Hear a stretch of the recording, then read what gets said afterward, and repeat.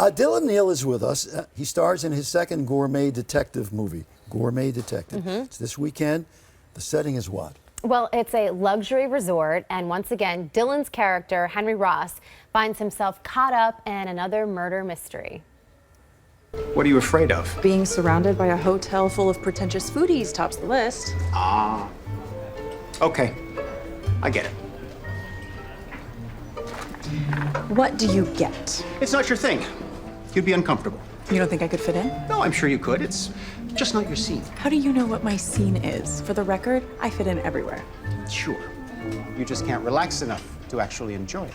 That is so true. That is so not true.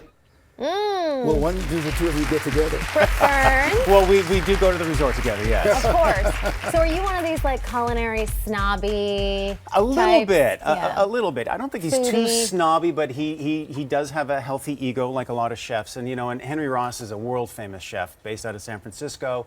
So yeah, more often than not, he does think he's correct in all matters. Does that come natural to you? Do you have any interest in the food? Not the ego part. Okay. The food part. Actually, no. Sadly, it's dangerous for everyone when I'm in any kitchen pretending to be Henry with knives and blowtorches. Not your It's thing. scary for everyone. I actually did set my hair on fire in the first movie. Not the hair. It ended all right, but it's scary. If you didn't put that out with your hair, you could have kissed your career goodbye. A lot of smoke and mirrors going on Yeah. right Got now. a really healthy hairline. Thank you. Congratulations. I'm very proud of it. Yes, you should be. All right, we're watching this scene here with you here, and there's a lot to talk to you about. I specifically asked for a picture of a sport that you played. Oh. Because this doesn't usually jump out when we do interviews. Okay. Of people who could have been professional squash I players. don't think we've Oh, my ever goodness. said that Yes. to anyone we've interviewed. No, well, most people don't even know what squash is. Exactly. Out in the West, now anyways. here's the game of squash. And by the Look way, at you guys. Yeah. you have to be in incredible shape.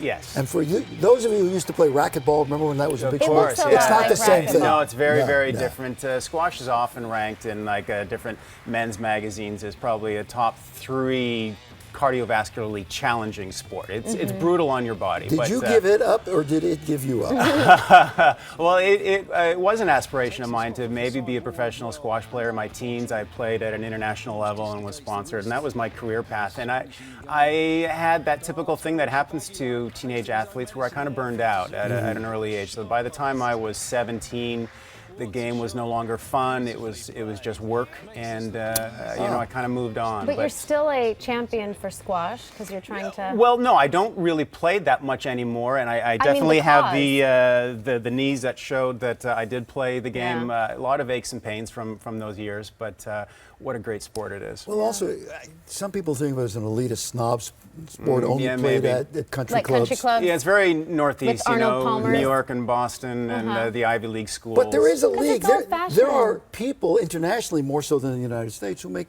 hundreds of thousands of dollars, millions of dollars. Sure, you playing can make squash. millions if you're in the top 3 in the world. But that's the thing, for tennis players, you could be number 200 in the world and you Right. make a 6-figure salary. With Yeah. squash, if you're not in the top 5, you're living a And hard imagine if you life. pursued that and you wouldn't be the gourmet. So I wouldn't be the detective. gourmet detective early on, he today. decided no more squash, no more pizza deliveries, Oh, no that's more right. catering. Yes. Gonna go acting all the way.